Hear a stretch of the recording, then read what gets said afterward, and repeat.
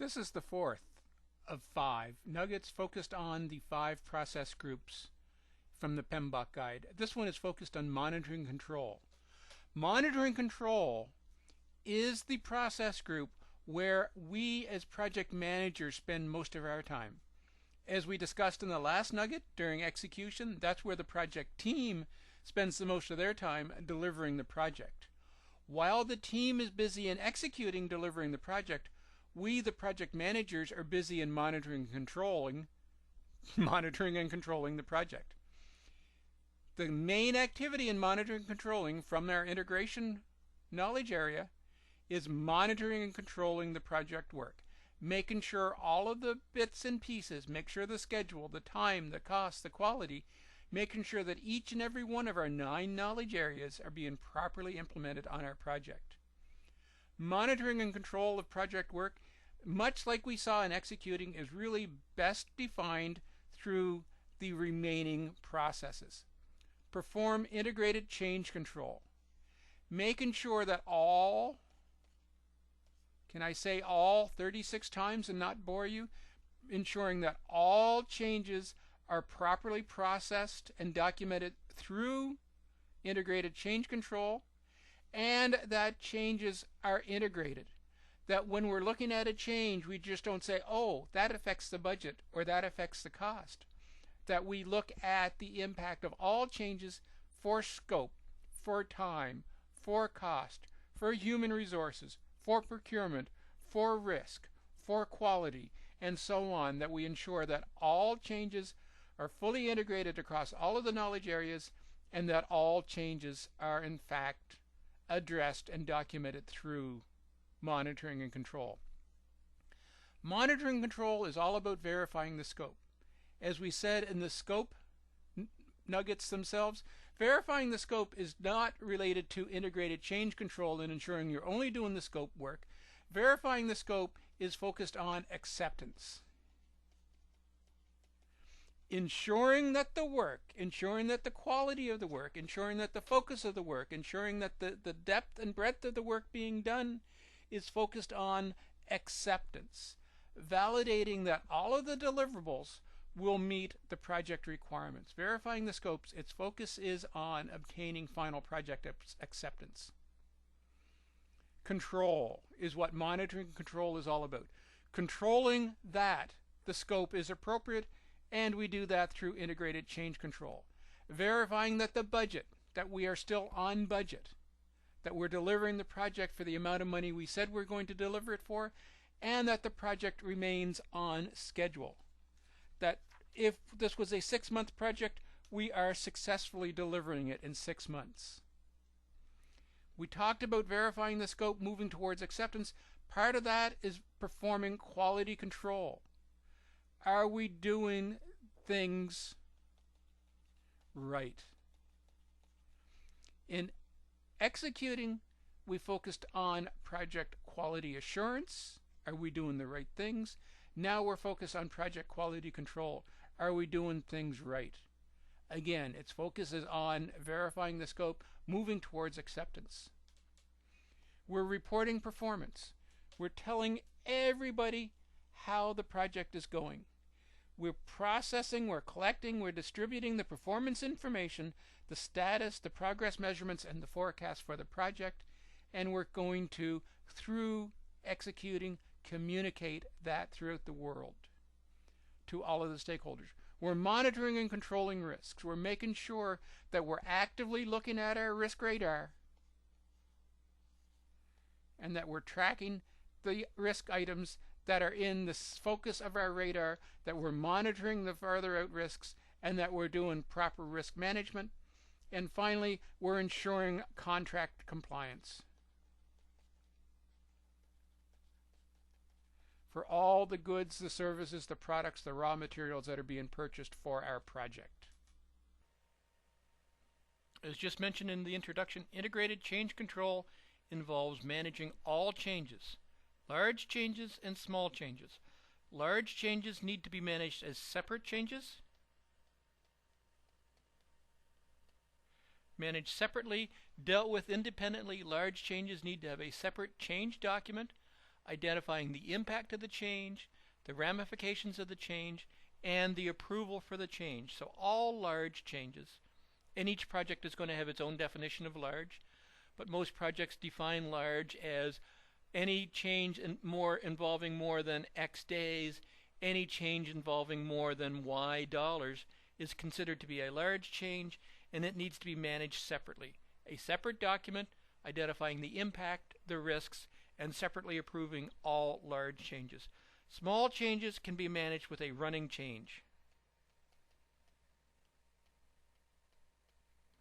As we discussed in the detailed review of change management, a running change for this month, for this approved period of time, here are all of the small changes. And again, small is going to be project specific, but small is all of the changes that don't fall into the definition of large. So here are all of the tiny, insignificant changes. We need to change the color from red to green. We need to change the location of the plug from the left to the right. We need to change very minor, may have zero impact on the project budget, may have zero impact on the project schedule, but truly have an impact on the final deliverable. It's red versus green. It's managing the expectations, ensuring that everyone is aware that these small changes are taking place so they are documented and reviewed and not a surprise at the end of it. When I say running change, again, you're going to maintain a spreadsheet. You're going to have a running document that says, for this month, here is small change number 1, red to blue. Here is small change number 2, left to right. Here is small change number 3 through small change number 15. At the end of the period, at the end of the month, all of the small changes would be consolidated and presented as a single larger change for final approval and final acceptance. But all changes, not some, but all changes to any pre-approved, pre-documented project fact, scope, direction, team, quality, any change to any documented fact for the project need to be managed through the integrated change process. An integrated change process says it's integrated into the project. When changes are approved, it must be integrated into the schedule. Tasks must be added to the schedule so that team members can be assigned to work on the change. As tasks are introduced into the schedule, the end date for the project may change. Changes must be integrated into the schedule. Similarly, as changes are integrated into the schedule, there may be an impact to the budget. It's going to cost more dollars to complete this project as a result of the additional labor that's required to produce the change. Or it may have an impact to the budget simply because additional material, additional supplies must be purchased to satisfy the budget requirements or to satisfy the change requirements. Integrated in terms of the risk. Does introducing this change to the project add new risks to the project?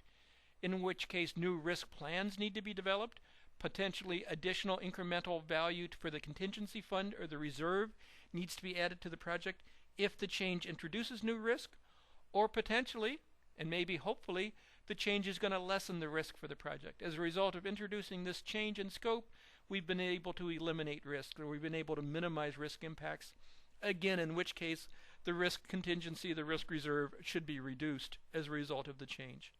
And finally, what impact does the change have on the team? Do we need to change the complement of the team? Do we need to change the skill set for the team? Do we need to add simply more team members that have existing skills? So all changes to approved project facts, no matter large or small, develop an effective way for dealing with all changes and ensure that all changes are effectively integrated into the total project.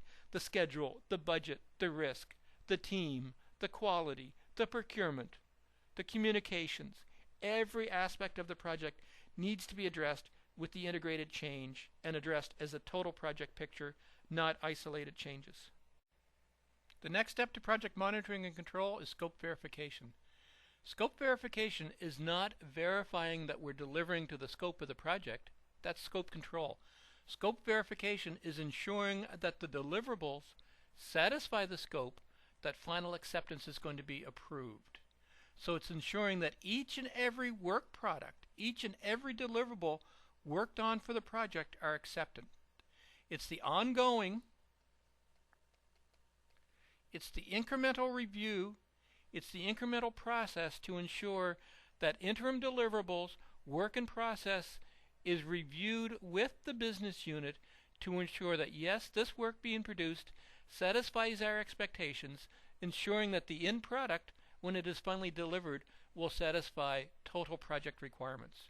So if you do good scope verification, ensuring that all interim, all work in process is reviewed on an ongoing basis, obtaining the formal acceptance when the final deliverable is presented to the business for formal final acceptance, it should be a routine matter of the fact, of course we're going to approve your project deliverable, of course we're going to sign off your project. We've seen every piece of work that the project has completed to date, and there's absolutely no reason why I wouldn't be happy to give you formal acceptance.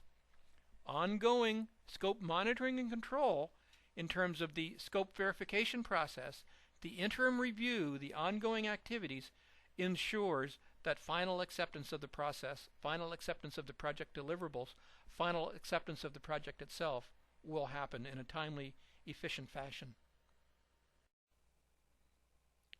As indicated by the title for this project management process group, project monitoring and control, control is a key aspect for what we need to be doing in this phase of project management. We need to ensure we have total control, yes, I believe total control over the project.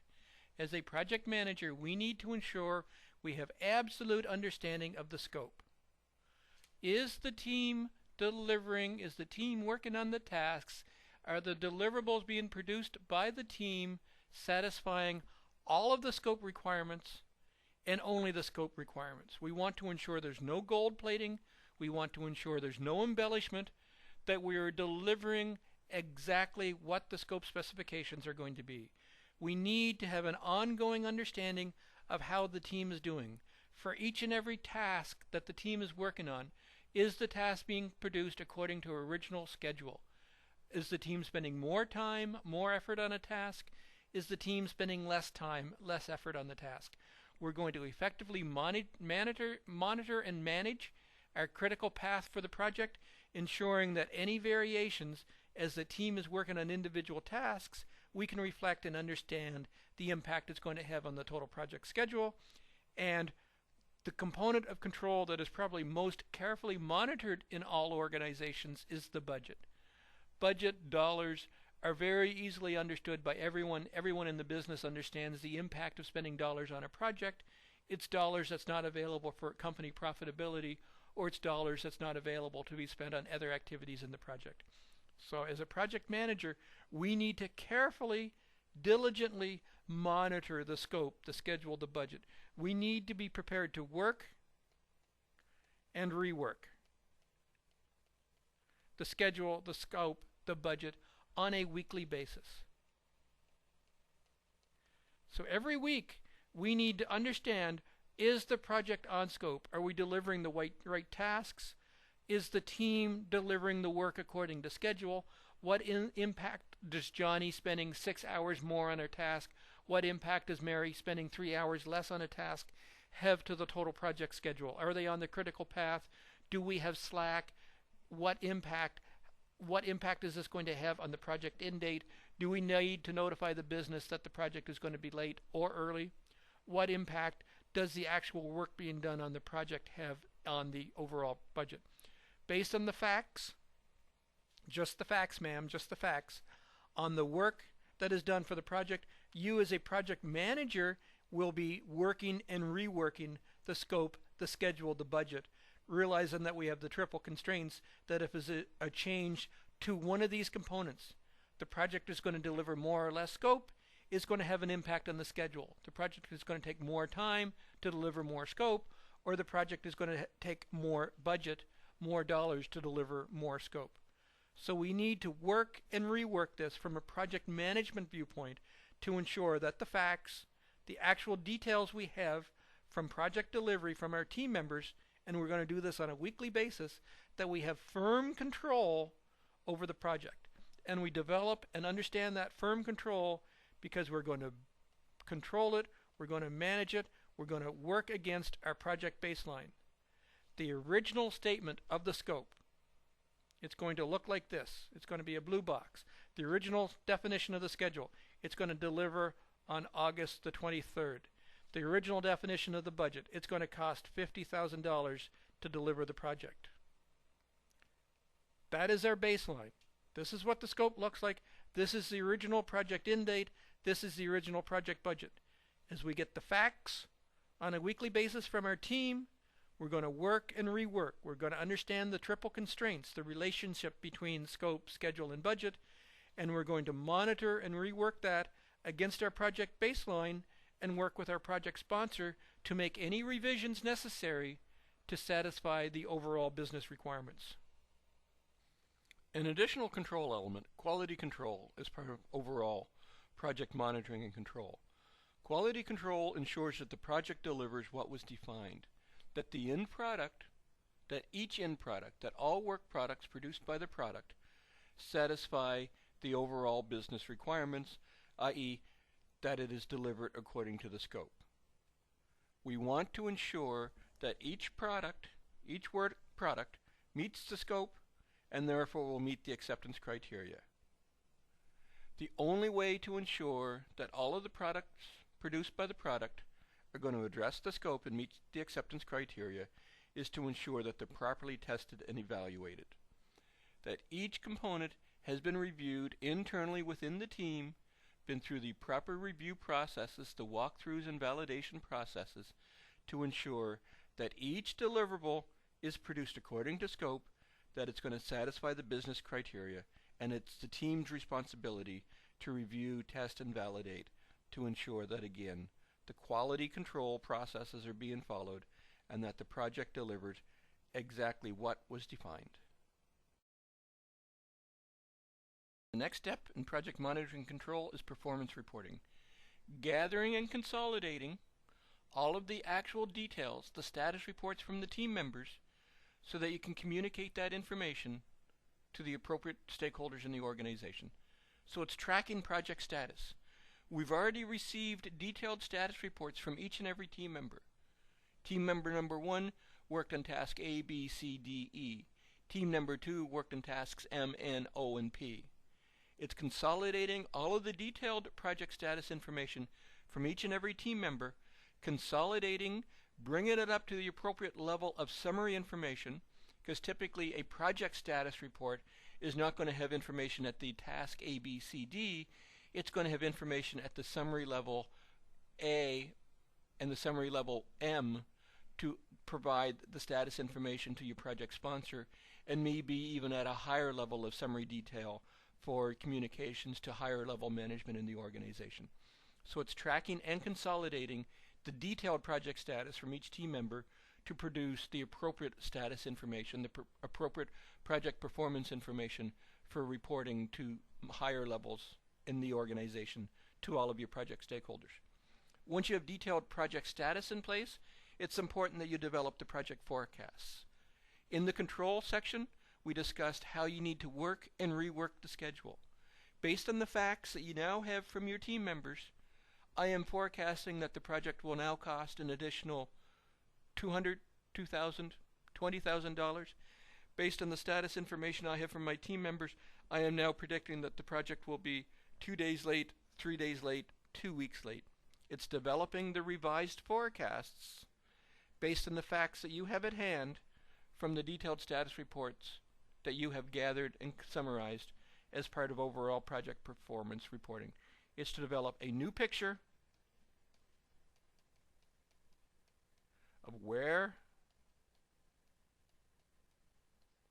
the project is now and what is the new completion. Based on the information I have at hand, based on the project forecasts, this is now how I am forecasting my project will complete. And when completion forecasts begins to look significantly different than the original project baseline, it's time for you to work with your project sponsor to take the appropriate actions based on the triple constraints of scope, time, and cost. What can be changed to allow you to improve the completion picture, assuming again that on average projects complete later and over budget as opposed to earlier and ahead of budget. The most important aspect of project monitoring and control is risk monitoring control. At least in my humble opinion, risk monitoring control, risk management, is the single most important thing that you as a project manager can do to ensure your project is going to deliver on time and on budget. Risk management is where we're going to deal with the unknowns. We're going to try to proactively eliminate, minimize the unknown problems that can happen on our project that's going to cause challenges, that's going to cause it to deliver late, that's going to cause it to be late. We need to effectively manage all of the risks, and instead of managing, maybe the best term is we want to, where possible, avoid risks. Because they're unknowns, some risks are going to be unavoidable. Some risks are also unmanageable. There is nothing you can do about the weather. If weather is going to cause your project to have problems, if as a result of weather there will be days your project cannot be worked on, there's very little you can do to eliminate the risk of bad weather.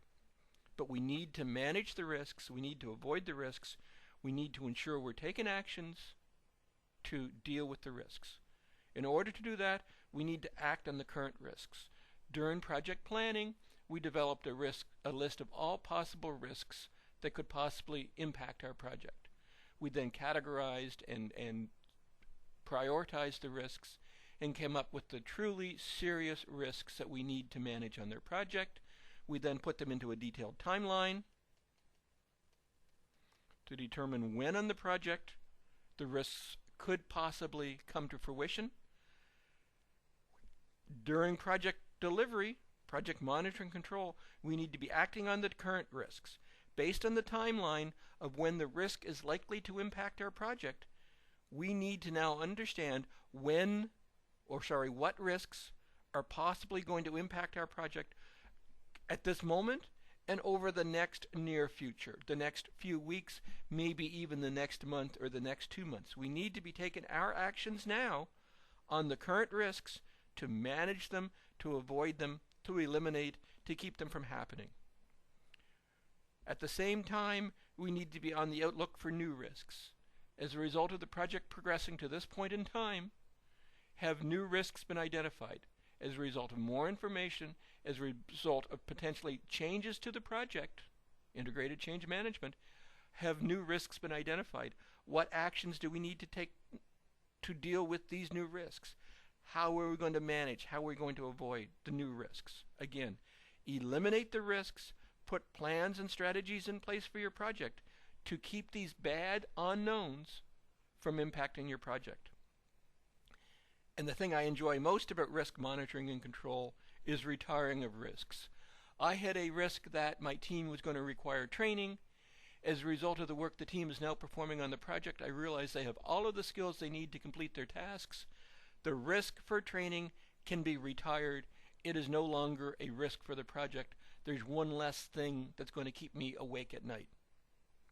So when we're managing risks, when we're acting on the current risks, we're identifying the new risks, and we're retiring risks, we're dealing with the part of our project called contingency. Or another term for it is often reserve.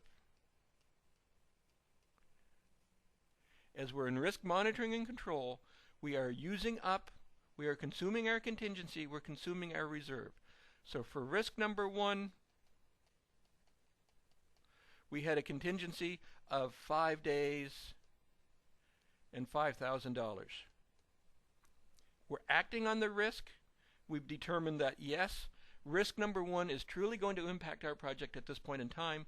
Therefore, we're going to go to our contingency and we're going to remove 5 days and $5,000 from the overall contingency fund to take the actions to give us the schedule relief, to give us the budget relief as a result of risk number 1 transpiring on our project. The same thing when we're retiring risks. We realize that risk number 6, which had a 2-day, and for simplicity, $2,000 contingency reserve, and typically a risk is not going to have a direct correlation between days and dollars, but for simplicity I'm using the terms this way. Risk number 6 is being retired, It's not going to happen. The training issues on our team is not going to happen.